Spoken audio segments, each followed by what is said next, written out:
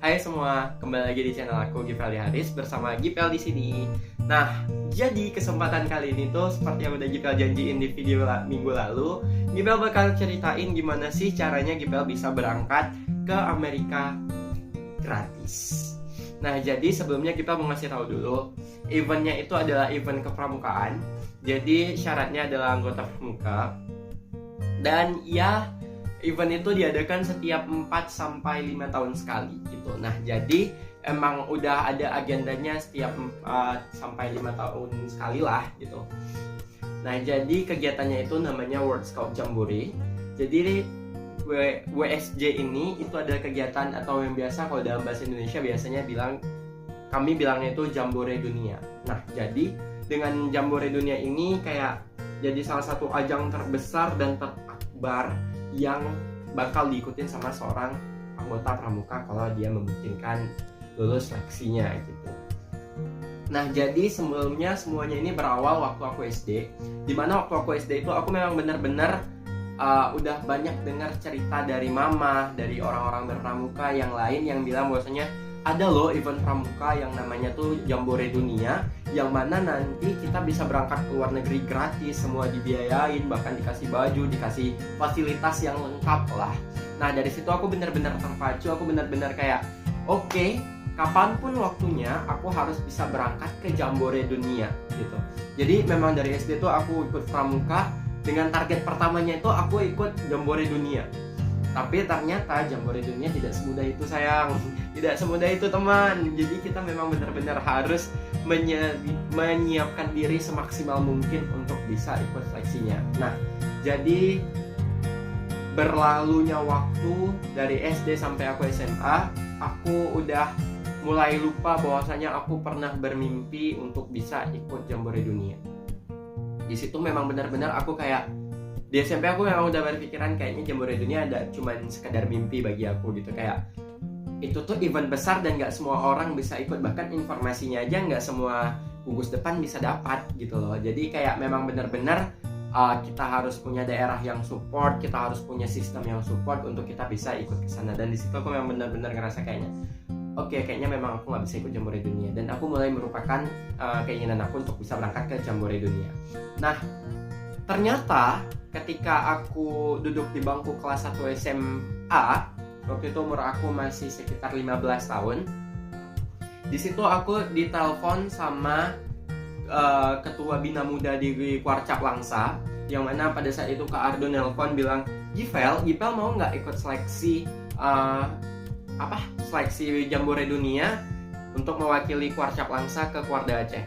Di situ aku bilang, mau dong kak gitu, siapa sih yang nggak mau pergi ke luar negeri gratis gitu. Cuman waktu itu aku belum tahu kita bakal Jamboree di mana gitu. Dan kenapa bisa aku ditelepon gitu, karena track record aku di pramuka alhamdulillah bagus. Aku juga udah pernah pergi Jamboree antar bangsa di Malaysia waktu aku SMP. Nah, langsung aja. Oh iya, sebelumnya aku mau ngingetin bahwasanya video tentang keberangkatan aku ke Amerika bakal aku pecah menjadi 2 part. Jadi part pertama itu atau sebelum keberangkatan ke WSJ, dan aku bakal ceritain di part selanjutnya tentang keadaan dan suasana serta pengalaman aku di Jamboree Dunianya gitu. Nah, jadi lanjut aja. Jadi kami dikumpulin di Kuarcap dan kami ditanya-tanya tuh kayak, kamu yakin mau ikut? Kenapa kamu mau ikut? Gitu, kayak dibuat yakin bahwasanya kita memang mau ikut. Dan ternyata di situ dari 6 kandidat cuma 4 yang yakin untuk ikut ke Banda. 2 lagi udah kayak terlalu pesimis untuk berangkat, gak punya dana untuk berangkat ke Banda dan lain sebagainya. Dan ketika kami udah sampai di Banda Aceh, di situ kami seleksi. Jadi aku mau ceritain tentang seleksinya dulu. Seleksinya itu terdiri dari 4 bagian, terdiri dari 5 bagian. Yang pertama administrasi, yang kedua pretest atau tes tulisnya dulu, terus ada fisik, teknik kepramukaan, sama wawancara. Nah, di situ semuanya punya bobot nilai yang sama, tapi nanti di ujungnya bakal ditotalkan dengan fokusnya, dengan penilaian prioritasnya itu ada di interview, terutama di bagian bahasa Inggrisnya. Terus yang kedua itu di pretest, baru di teknik kepramukaan, dan di fisik. Jadi fisik itu adalah penilaian terakhir. Sampai akhirnya pertama kali itu pagi sekitar jam 8 itu kami dikasih soal sekitar 43 30 sampai 40 soal kalau nggak salah. Dan di situ kami disuruh selesaikan sekitar waktunya itu sekitar 45 menit, yang mana di dalamnya including kita harus buat sebuah esai tentang apa yang bakal kita lakuin di sana. Ini tuh Jambore yang kelasnya tuh bukan lagi kelas nasional, bukan lagi kelas kedaerahan, tapi ini kelas internasional. So what should I do there? Gitu, kayak apa yang harus aku lakuin di sana gitu. Kan aku nggak mungkin cuma cerita di sana aku bakal have fun, aku bakal gini, bakal gitu dan lain sebagainya. Itu udah terlalu basi, men. Aku harus punya satu wacana yang memang gimana ya, yang memang berkelas untuk dilaksanain di sana gitu. Sampai akhirnya aku tuh di esai itu kayak mengajuin sampai sana aku bakal mengenalkan kebudayaan setiap harinya. Aku tetap akan terus pakai shawl dari Aceh yang ada bordiran pintu Acehnya, atau shawl Karawang Gayo dan lain-lain sebagainya gitu. Sampai aku ngerasa itu jadi satu hal yang unik yang bisa aku tawarkan untuk tim penguji gitu. Nah, lanjut, selesai dari pretest kita langsung ganti baju, kita tes fisik. Dimana tes fisik itu kita lari di lapangan nesu. Jadi kalau yang nggak tahu nesu itu seluas apa, ntar bakal di sini. Nah, ini tuh map tentang nesu. Jadi kita tuh harus keliling segede ini gitu. Kita memang harus keliling 3 kali putaran gitu. Nah, 3 kali putaran itu diberikan kemudahan bahwasanya kami nggak penting mau kalian lari, mau kalian jalan, mau kalian merangkak, ngesot atau lain dan sebagainya, tapi kami bakal nilai waktu kalian nyampe kemari lagi 3 putaran. Jadi dalam 3 putaran, siapapun yang paling cepat nyampe Kuarda lagi itu adalah orang yang bakal dapat nilai 100, dan orang kedua dapat 95, terus berkurang sampai ujung, sampai terakhir gitu. Dan finally aku di situ dapat nilai yang cukup rendah, aku cuma dapat 75. Kenapa? Yang pertama, aku bukan orang yang biasa lari. Yang kedua, waktu itu aku nggak sarapan. Yang ketiga, aku punya riwayat asma yang mana kalau aku paksa aku lari, aku takutnya aku sesak napas yang nggak bisa ngelanjutin wawancara. Jadi aku main di batas aman aku aja. Tapi aku tetap kayak harus bisa, kayak aku harus paksa bisa biasa gitu. Jadi aku harus paksa sebisa mungkin aku bakal maraton walaupun aku nggak lari sekencang yang lain gitu. Dan lanjut kita ke interview. Jujur waktu masuk ruang interview itu memang benar-benar nervous karena kita bakal diinterview sama 5 orang kakak pembina di situ. Mulai tentang kepribadian, kemampuan bahasa Inggris, kebiasaan, dan juga tentang diri kita itu bakal gimana di sana, terus kita punya kemampuan apa, sampai akhirnya aku ceritain semuanya, aku sekolah di mana, aku tuh anak keberapa di keluarga aku tuh gimana, terus aku punya tugas apa di keluarga, terus juga ditanya tentang prestasi di sekolah, kamu punya bakat apa gitu. Aku jelasin kalau misalnya aku itu beberapa kali pernah ngelatih koreografer nari dan aku juga juara puisi pada saat itu. Dan akhirnya dibilang well done Givel, kamu udah cukup bagus sejauh ini, perlahankan prestasi yang kamu punya, tapi aku punya satu pertanyaan buat kamu gitu. Di situ aku memang benar-benar aduh, ini bakal ditanya apa, kayaknya serius sekali gitu. Dari bahasa yang dikeluarkan ini kayaknya serius deh, dia bakal ngomong sesuatu gitu. Dan ternyata dia nanya gini, jika nanti kamu terpilih untuk berangkat ke Amerika, kamu mampu nggak untuk melatih teman-teman kamu yang lain menampilkan sebuah tarian provinsi Aceh khususnya di sana di Amerika? Di situ aku langsung kayak dengan penuh pertimbangan aku memberanikan diri, aku jawab sebisa dan semampu Givel, bakal Givel usahain kak gitu. Nah di situ langsung oke, Givel, well done, terima kasih untuk waktunya, silakan masuk ke pos selanjutnya. Nah di situ lanjut, selesai dari interview, aku langsung masuk ke teknik kepramukaan. Di teknik kepramukaan aku disuruh disuruh ngebuat tandu. Alhamdulillah dari gugus depanku memang udah nge-prepare buat tandu tuh. Bahkan dari kita penggalang yang masih mau kecil tuh, masih yang belum ramu, belum rakit, belum terap, bahkan kita udah diajarin tentang buat tandu dulu, karena tandu itu adalah salah satu safety yang memang harus kita kuasai. Jadi udah diajarin tentang kamu harus bisa buat tandu dalam waktu 2 menit, kamu harus bisa buat tandu dalam waktu 1 menit. Gimana caranya tandu yang kamu buat itu rapi, bagus, dan hasilnya itu memuaskan. Karena tandu ini memang benar-benar barang yang kalau emergensi harus ada gitu.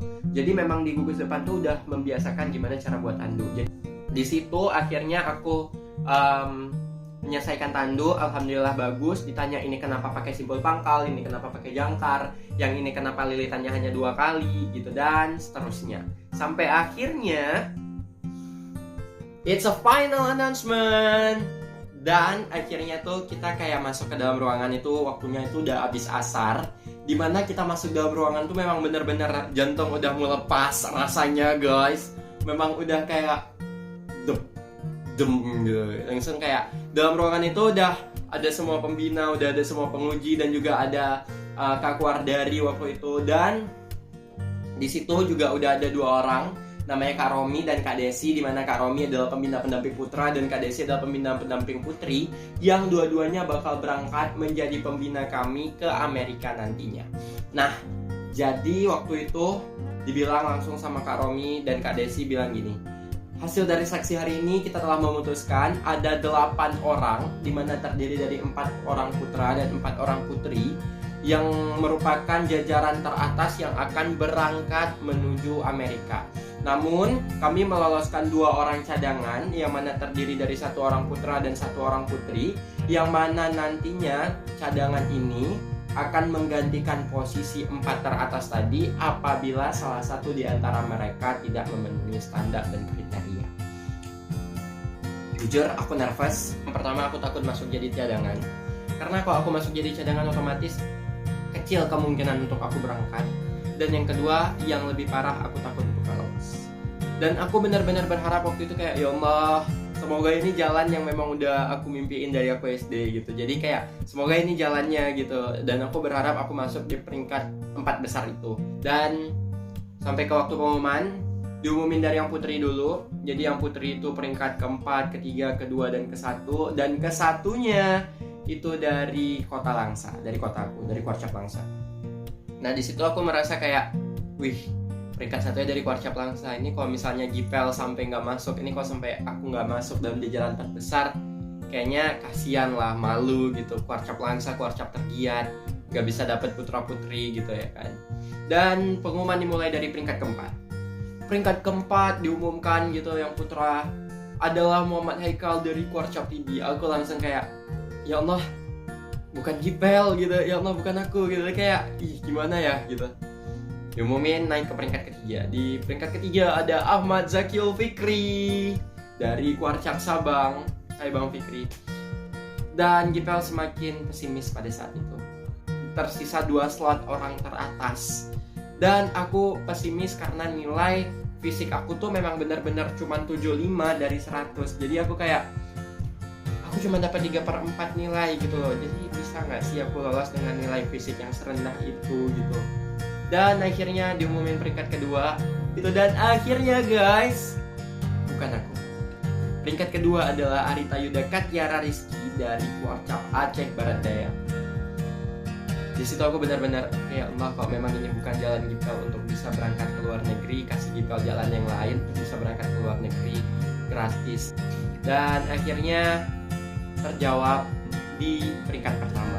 Ketika diumumkan peringkat pertama adalah Gipel Harisajari gitu, dan di situ aku langsung kayak, subhanallah, Allah itu maha baik. Memang benar-benar apa yang kita usahain bakal tercapai kalau memang kita bersungguh-sungguh.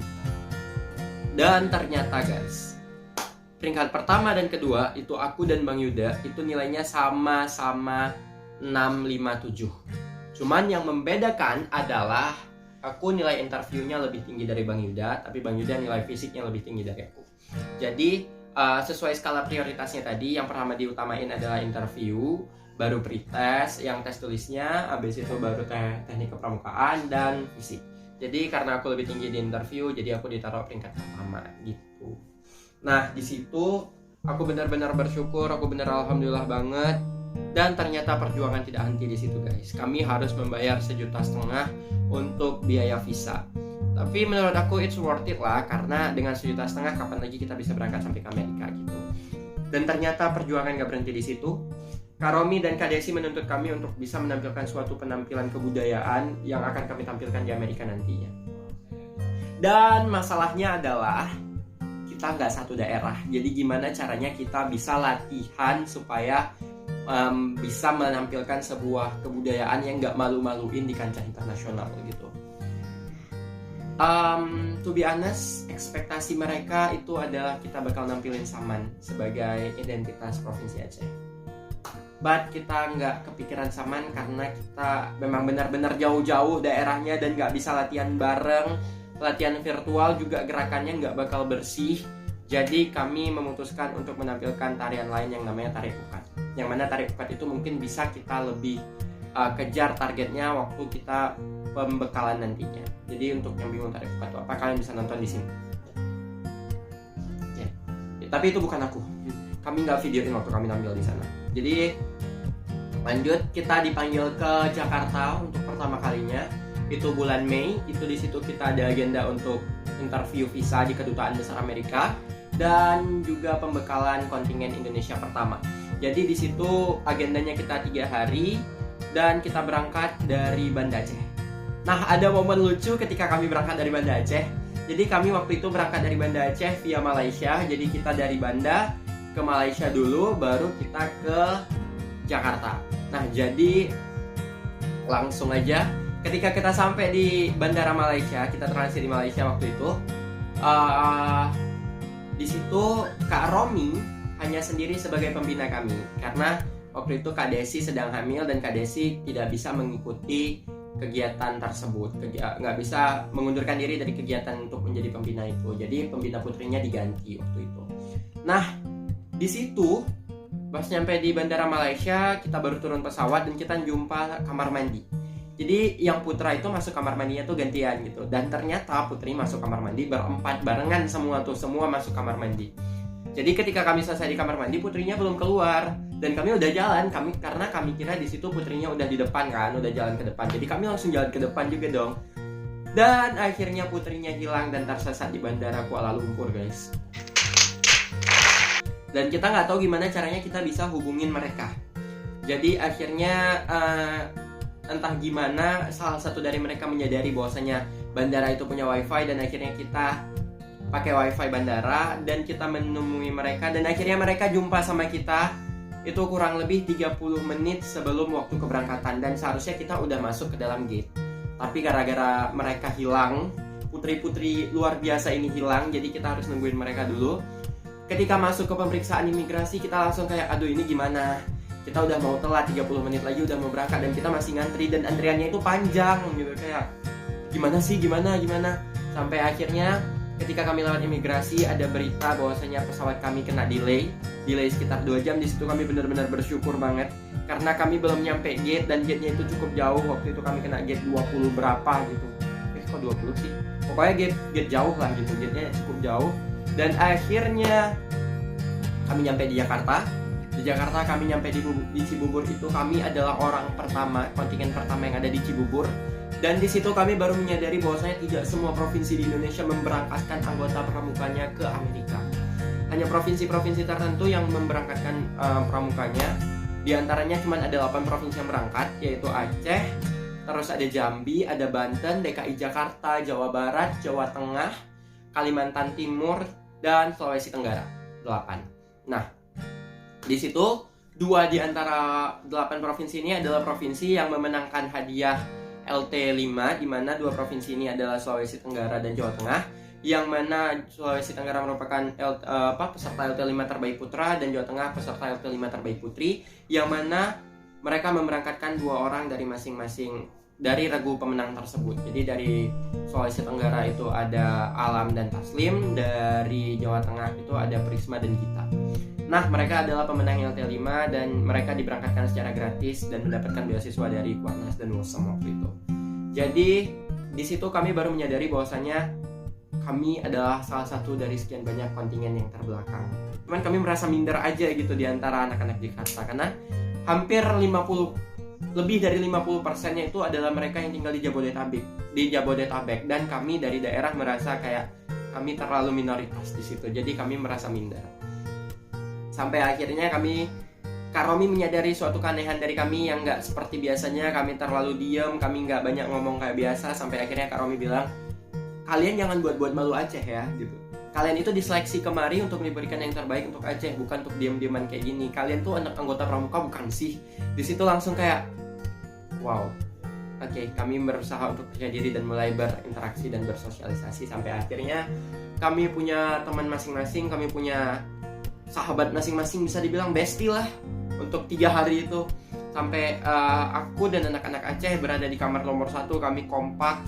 Hampir tiap malam kami go food, dan Putri juga punya temennya di ruang 2 dan mereka juga cukup kompak sampai akhirnya, oh ya, for your information, untuk saat itu untuk DKI Jakarta itu didominasi oleh anak-anak life school dari Kebayoran. Jadi mereka kayak udah klub banget, mereka itu satu sekolah, jadi mereka kayak punya satu kontingen sendiri gitu. Dan di situ awalnya kami nggak saling kenal lah, kayak terlalu gimana gitu. Aku pribadi memandang mereka itu terlalu menutup diri sama lingkungannya, tapi ternyata mereka nggak seperti yang aku bayangkan, karena nyatanya mereka asik-asik aja kok. Kalau diajak ngomong juga, kalau diajak bergaul, mereka fun-fun aja. Sampai akhirnya pembagian petrol, aku dapat petrol sama mereka dan mereka juga welcome aja. Aku ngerasa bahwa mereka nggak sesombong yang aku bayangin gitu. Dan to be honest, mereka sebenarnya baik-baik, perhatian juga. Kalau misalnya kita lagi butuh bantuan, pasti mereka bantu gitu. Dan lanjut kita interview visa ke Kedutaan Besar Amerika. Jadi aku mau cerita tentang interview visanya. Di situ kami benar-benar nervous karena ada yang dari jam 7:30, ada yang jam 8 dan setengah 9 untuk jadwalnya. Di situ untuk anak-anak dari Jabodetabek ditemenin sama orang tuanya masing-masing gitu. Nah, kami yang dari daerah, kami nggak punya orang tua, jadi kami dikelompokkan. Jadi waktu itu aku dapat kelompok, aku, Bang Yuda, dan Bang Fikri, tiga-tiga dari Aceh. Dan Bang Hekal sama Karomi pembina pendamping, yang Putri sekaligus berempat. Dan langsung aja kita masuk ke dalam Kedutaan Besar. Sumpah itu pemeriksaannya ketat banget, memang benar-benar diperiksa, bahkan handphone sekalipun kita nggak boleh bawa. Dan akhirnya kita masuk ke dalam, kita pemeriksaan dan di interview gitu. Dan alhamdulillah yang interview juga santuy aja karena lihat kita pakai baju pramuka lengkap, dan mereka juga tertarik kayak, wih keren ya pramuka bisa sampai Amerika gitu. Nah akhirnya langsung aja semua diterima sampai akhirnya kita berhenti di acara pertama. Jadi acara pembekalan pertama itu semuanya berjalan lancar. Kita mulai dari pembekalan apa yang boleh dilakukan di sana, apa yang nggak boleh dilakukan di sana, gimana kita harus bertindak, gimana kita nggak boleh bertindak, dan yang paling penting itu pembekalan tentang safe from harm. Jadi kita tuh gimana caranya kita tidak menyakiti perasaan orang lain, karena mental illness di negara orang itu beda-beda gitu. Dan berlanjut sampai pembekalan, terus kita dibagi jadi 2 unit nih. Ada unit Garuda 1 dan Garuda 2, dimana Garuda 1 ini isinya tuh cowok semua, termasuk kami di dalamnya yang putra. Dan Garuda 2 ini campuran, di mana ada putrinya sekitar 30 orang dan sisanya cowok, putranya sekitar 10 orang gitu. Nah, jadi teman-teman sekamarku yang di Cibubur, jadi kan kami tuh satu kamar ada sekitar 10 sampai 12 orang gitulah. Nah, kami berempat dari Aceh masuk di unit 1, sisanya dalam satu kamar itu semuanya masuk ke unit 2. Jadi kami kayak bener-bener harus kenalan sama orang baru di unit 1 gitu. Dan berlanjut, pembekalan berakhir, kita masuk ke pembekalan kedua, itu di bulan 7. Dimana pembekalan kedua ini kita nggak pulang lagi, langsung kita bakal berangkat. Jadi kayak pembekalan kedua itu kita berangkat tanggal 22 kalau nggak salah. Jadi pembekalan kedua itu dimulai dari tanggal 17 gitu. Nah, di pembekalan kedua ini visa kita udah kita pegang dan kita diundang ke Istana Negara untuk pelepasan. So, jadi di situ aku berpikir, wow, Istana Negara, nggak semua orang bisa masuk ke dalam Istana Negara gitu. Dan aku udah ngerencanain nanti sampai Istana Negara aku mau ngajak Pak Presiden foto, aku mau gini, aku mau lihat ini, dan seterusnya. Sampai akhirnya pas kami datang itu dibilang kita harus bangun jam 5 pagi ya, kita jam 5 harus udah di jalan. Terus kita sampai sana, terus nanti pembukaan itu jam 6. Secara logika karena aku waktu itu dari daerah Aceh yang memang notabene jam 6 itu masih gelap, dan bener aja acaranya itu sebenarnya itu jam 8, cuman supaya kita nyampe di sana lebih awal dan lebih prepare.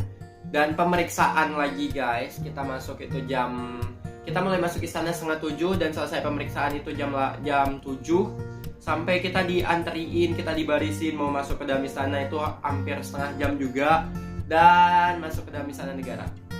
Dan di sini ada momen menyedihkan, lebih ke gimana ya, kesel aja gitu di dalam Istana Negara ini, karena selesai pembukaan oleh Bapak Jokowi yang terhormat, I love you so much sebenarnya, nggak bermaksud menghujat atau dan yang lain.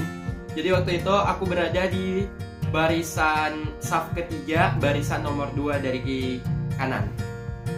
Jadi pada saat selesai itu Bapak itu kan Pak Jokowi menyalamin gitu, kayak mau nyalamin kami satu-satu gitu. Aku udah seneng banget nih mau disalamin sama Pak Jokowi. Kayak Pak Jokowi udah di barisan pertama aja, udah selesai. Jadi yang barisan pertama langsung ngambil barisan untuk foto bersama. Terus di barisan kedua juga udah selesai. Pak Jokowi masuk ke barisan ketiga nih. Pas masuk barisan ketiga yang disalam cuman yang di barisan pertama. Pas masuk ke saf ketiga yang disalam cuman barisan pertamanya aja. Terus Pak Jokowi langsung ke belakang. Kata pas pampresnya sih untuk menghemat waktu gitu. Itu pas pampres atau siapa ya? Pokoknya orang yang ngatur-ngaturnya lah gitu di situ. Katanya supaya menghemat waktu. Jadi bayangin aja Pak Jokowi itu udah di sebelah aku, udah di depan aku nih, udah di depan. Aku tinggal hormat terus salam. Terus Pak Jokowi ke belakang. Itu nyaris guys, itu nyaris salaman, serius. Dan malunya aku udah hormat, Bapak itu ke belakang, subhanallah. Sumpah, aku berharap punya waktu lebih untuk salaman sama Pak Jokowi pada waktu itu. Dan ternyata banyak yang gak dapat salam, cuman sekitar 30 orang yang dapat salam dari 80 orang itu. But it's fine. Pak Jokowi ngasih kami pesangon, Pak Jokowi ngasih kami uang jajan, satu orang 5 juta rupiah. Bayangin 5 juta dari Pak Jokowi langsung, wow, luar biasa. Nah, di situ kita juga dijamu, kita dikasih sarapan. Aku baru pertama kali sarapan di Istana Negara dan aku ngelihat rupanya gini ya sarapan di Istana Negara. Ada sankis, ada teh, ada kue-kue yang enak, dan ada makanan juga yang bisa dibilang makanan elit lah. Selesai dari situ kita langsung balik ke Cibubur, kita langsung siap-siap karena besoknya kita bakal berangkat ke Amerika. Nah, persiapan ke Amerika itu nggak semudah yang aku ceritain tadi. Masih banyak cerita-cerita di belakang layar yang mungkin aku lupa. Kayak persiapannya itu aku harus banyak nyiapin dana untuk beli keperluan pribadi. Bukan itu ya, bukan karena nggak difasilitasin. Cuman ada beberapa hal yang memang harus kita beli sendiri, kayak obat-obatan, keperluan pribadi kayak pakaian dalam dan lain-lain sebagainya. Kan nggak mungkin disediakan sampai sebegitunya gitu. Dan mungkin untuk part 1 aku bakal cerita sampai sini dulu, karena nanti di part 2 aku bakal nge-sharing semua pengalaman aku di Jambore, mulai dari hari pertama sampai hari terakhir, sampai kami pulang balik ke Indonesia dan apa aja yang aku dapetin di Jambore gitu. Nah, mungkin buat teman-teman yang masih penasaran tentang giat-giat internasional, aku punya beberapa tips mungkin yang bisa teman-teman pakai untuk kejar kegiatan internasional, entah itu dalam kegiatan kepramukaan atau enggak. Nah, yang pertama itu kalian harus tahu kalian mau kemana. Jadi kalian harus tahu kalian itu mau keluar tujuannya apa. Konferensi kah, kegiatan Jambore kah, jalan-jalan kah, studi kah, atau mungkin beasiswa. Dan kalau kalian udah dapat satu fokusnya, kalian harus tahu eventnya. Misal kalau aku mau kegiatan kepramukaan, dan aku harus tahu event yang bisa bawa aku ke luar negeri itu apa. Dan ternyata eventnya bukan cuma Jambore dunia, kita bisa pakai Rover Mood, kita bisa Jambore Asia Pasifik, Jambore ASEAN, atau bahkan Jambore antar bangsa yang kayak udah pernah aku ikutin di Malaysia. Itu kita juga harus tahu eventnya secara menyeluruh. Setelah kita tahu eventnya, kita harus tahu mekanismenya gimana, sama sistematis pendaftarannya tuh dari mana. Jadi kayak kita harus tahu, oh kalau misalnya kegiatannya ini berarti daftarnya dari sini, persyaratannya tuh kita harus ini. Dan yang paling penting adalah prepare yourself. Jadi kayak, oh dia minta persyaratannya tuh berbadan ideal, kita harus jaga badan kita supaya ideal. Terus dibilang kalau di pramuka biasanya kayak kalau penggalang minimal terap, kalau penegak minimal bantara gitu, atau Garuda gitu. Jadi kita harus prepare kalau kita harus bisa sampai ke tahap yang itu. Nah, namun di luar dari semua itu, aku cuma mau bilang sama kalian bahwasanya jangan pernah berhenti bermimpi, jangan pernah berhenti berharap, karena terkadang apa yang kita harapin itu, apa yang kita mimpiin itu bisa jadi suatu doa untuk kita bisa melakukan hal itu ke depannya. Lebih dari itu, aku cuma mau bilang jangan pernah takut untuk mencoba, jangan pernah pesimis sebenarnya. Walaupun aku dari ceritaku tadi banyak kegiatan, banyak part-part yang mungkin aku pesimis, cuman aku mau bilang kita nggak boleh pesimis, karena terkadang pesimis itu juga jadi doa kegagalan kita gitu. Jadi kita harus pede aja, yakin aja, percaya diri. Aku ingat kata-kata dari Mr. Syafi'i Effendi waktu aku ikut seminarnya beliau. Beliau sempat bilang kalau kita ingin mencoba hal baru, membiasakan hal baru, kita harus paksa, bisa dan biasa aja. Jadi mulai dari paksa yang awalnya males-malesan, aku paksa untuk bisa ikut kegiatan, sampai akhirnya aku bisa untuk ikut kegiatan. dan akhirnya terbiasa untuk ikut kegiatan dan ingin terus untuk berkegiatan gitu. Nah, mungkin itu aja untuk video aku kali ini. Aku harap kalian enjoy video aku yang kali ini. Kedepannya aku bakal cerita tentang pengalaman aku dari Jambore, mulai dari konflik yang aku alamin pribadi, internal, bahkan sampai ke eksternalnya gitu. Dan aku harap kalian bisa benar-benar menerima statement aku yang kali ini. Aku mohon maaf apabila ada perkataan atau pernyataan aku yang salah. Sekali lagi, ini semua yang aku ucapin dalam video ini berasal dari statement aku pribadi dan merupakan pola pikir aku pribadi. Jadi kalau memang ada ketidaksesuaian pendapat dari teman-teman sekalian, boleh banget untuk kritik, saran di kolom komentar. Dan aku benar-benar minta bantuan teman-teman semua untuk bisa nge-support aku untuk terus melanjutkan channel ini dengan cara subscribe channel aku. Dan gak lupa pula aku mohon bantuannya untuk like video ini. Hidupin notifikasinya kalau kalian suka, dan sampai jumpa di video selanjutnya.